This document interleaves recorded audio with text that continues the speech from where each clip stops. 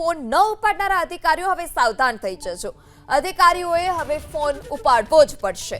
વર્ગ 1 અને 2 ના અધિકારી માટે ગાઈડલાઈન જાહેર। મહેસૂલ વિભાગે અધિકારીઓ માટે ગાઈડલાઈન જાહેર કરી। મીટિંગમાં ફોન રિસીવ ન થાય તો વળતો ફોન કરવા પણ સૂચના। અધિકારીઓને ફોનનો જવાબ આપવા સૂચના આપવામાં આવી। ચૂંટાયેલા પ્રતિનિધિઓના ફોન ન ઉપડતા હોવાની અનેક ફરિયાદો ઉઠી હતી। ધારાસભ્યો સાંસદોના પણ અધિકારીઓ ફોન ન ઉપાડતા હોવાની પણ ફરિયાદો સામે આવી હતી।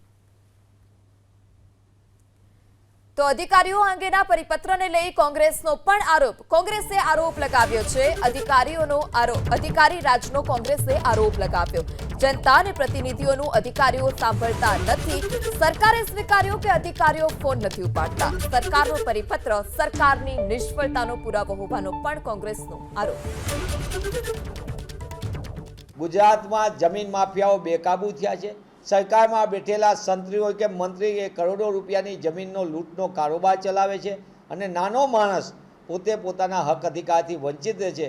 ત્યારે મારી આપના માધ્યમથી સીધી માંગ છે કે સરકારે કરેલો પરિપત્ર એ રાજ્યની ભારતીય જનતા પાર્ટીની સરકારના તંત્રની નિષ્ફળતાનું એકરારનામું છે। ત્યારે સરકારે ફરજ પાડવી જોઈએ કે માત્ર અધિકારીઓ ફોન ઉપાડવા પૂરતા પરિપત્રથી ન અટકે, પણ જે અધિકારીઓ નિષ્કાળજી રાખીને ખેડૂતોને હેરાન કરે છે, ખેડૂતોની કિંમતી જમીન પડાવી લેવાના કારસામાં ગોઠવણો કરે છે, નાના માણસને ખોટી રીતે હેરાન કરે છે, તેવા અધિકારીઓ સામે પણ કાયદાકીય પગલાં ભરાવા જોઈએ।